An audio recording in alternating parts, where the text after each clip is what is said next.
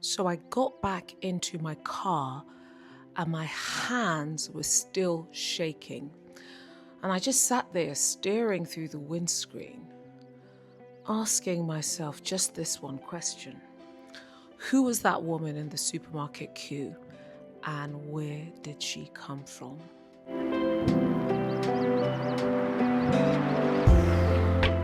This was a conversation I was having with a friend of mine who was telling me about an incident that happened in the supermarket. She had been in the supermarket. She had been in the queue or in the line waiting for her turn when suddenly another woman stepped in front of her in this queue. And it could be that the lady was genuinely, she hadn't genuinely seen this friend of mine. But before you knew what happened, this friend of mine had just literally exploded.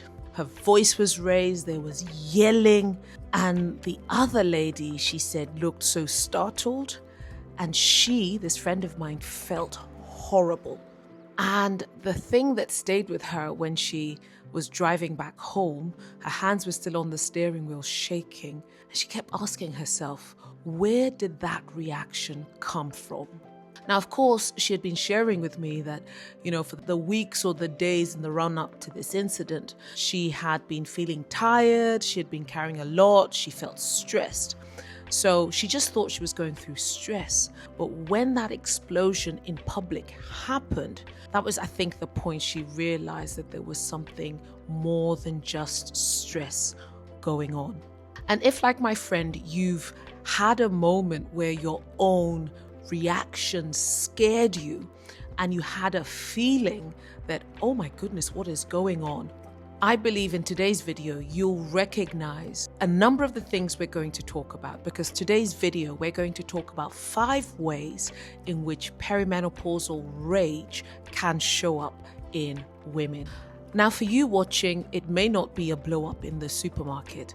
It could be perhaps somebody's cut you off in traffic, or your children are arguing in the back seat and it just, irritates your last nerve. Or maybe your husband has once again left wet towels on the bathroom floor, and these things are triggering you. And if you're honest, it's not really about the towel on the floor or the children getting on your last nerve. It is about perimenopause. And the perimenopausal rage is real. There's a lot of women who are Googling rage in perimenopause. And it's one of those symptoms that show up frequently. And it's not about suddenly becoming an angry person. It's not suddenly that, your character is changed or there's something defective about you now.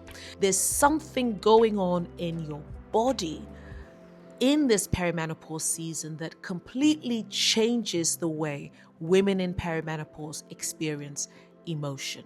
If you want to talk about symptoms that occur in the body and nobody's given you the time or the opportunity to talk about it, then I encourage you to subscribe to this channel where I release one of these videos every week. So I'm going to talk about 5 ways perimenopausal rage can show up. The first one is the rage that just comes out of nowhere. And I think this is one of the ones that shocks us the most, right? Because the reaction can sometimes feel completely out of proportion to the incident, right? It could be any number of things. Somebody is chewing loudly, somebody's walking too slowly, somebody's slamming doors, whatever it is, right? Now, objectively, none of these things on their own deserves a flaming rage reaction. Now, the thing is, it's not about that thing. It could be that your reaction is related to what's going on at a hormonal level. The second way it shows up is the rage that lands on the people we love the most. And this is one of the most difficult ones and truly one of the most heartbreaking ones. Because what happens is throughout the day, you're holding yourself together, right? You're smiling, you're at work, you're at church, you're doing so many things, you're solving people's problems. But then the minute you walk through your own front door, somehow your husband, your children, your family, they become the target for your rage.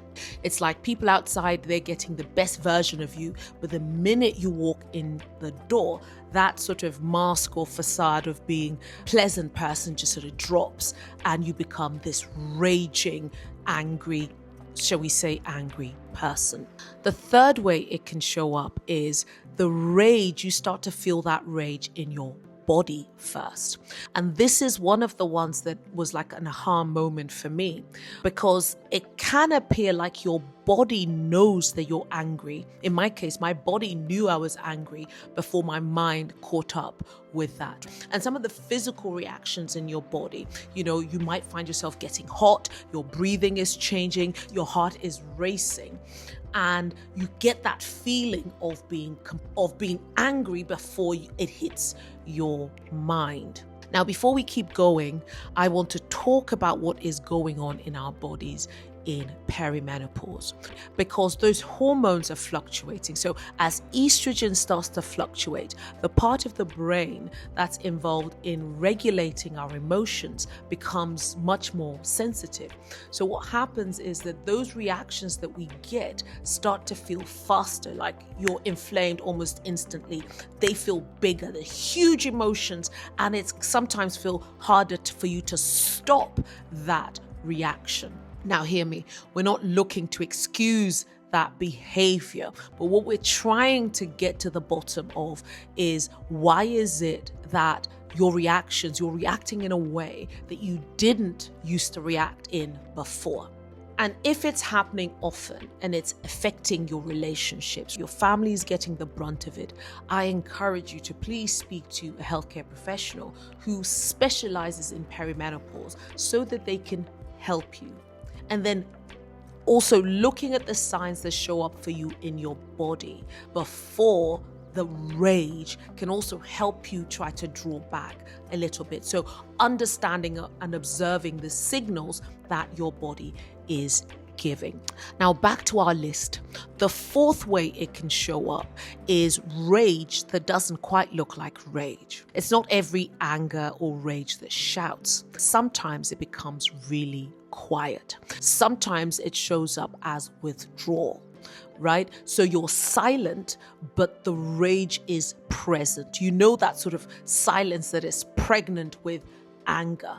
It's also like a continuous irritation just beneath the surface. Now, this is the way rage showed up for me in my symptoms.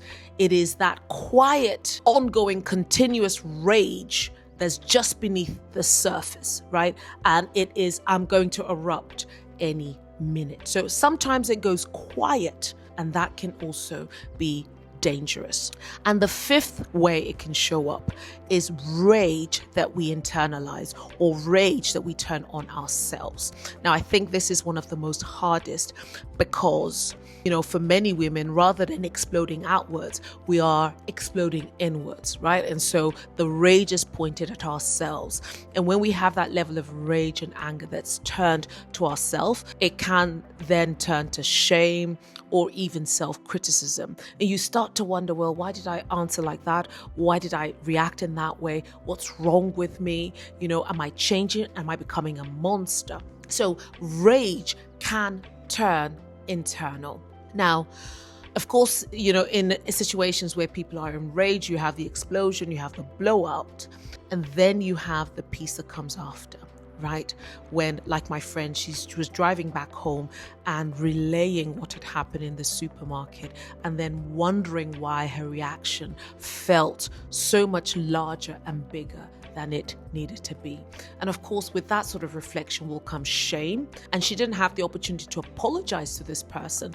In some instances, we can apologize. And there's also a shame around that apology, because, it is hard to say that I am sorry, I blew up and it seemed irrational. But there's also the apology that, especially when you've turned your rage inwards into yourself, that apologizing to yourself for what you've subjected yourself to.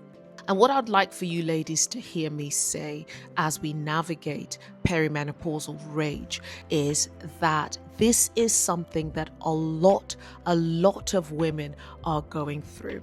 I reflect on Paul's writing to the Romans in Romans 7 verse 15, where he says, I do not understand what I do. For what I want to do, I do not do. But what I hate to do, I do. And, for many years, and I'm a Christian, so for a long time, I look at that scripture and I think about it in the context of sin.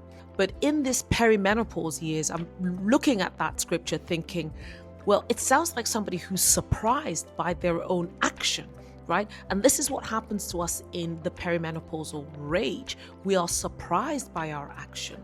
But the comforting thing from scripture is that God doesn't look away from us when we are surprised by our action. God makes room for us. And this is what the scripture tries to encourage us. God is there with us in that rage, but he's also there with us afterwards in the time of regret and when we're apologizing. Okay? So it's hard to be in this season, but God is there with us as we navigate this.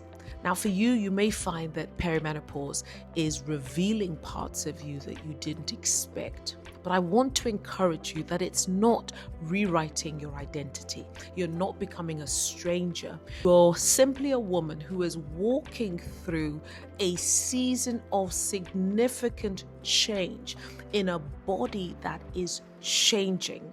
Now, none of this changes the way God sees you, because even in this season, you are still his, you are still loved, and you are still held.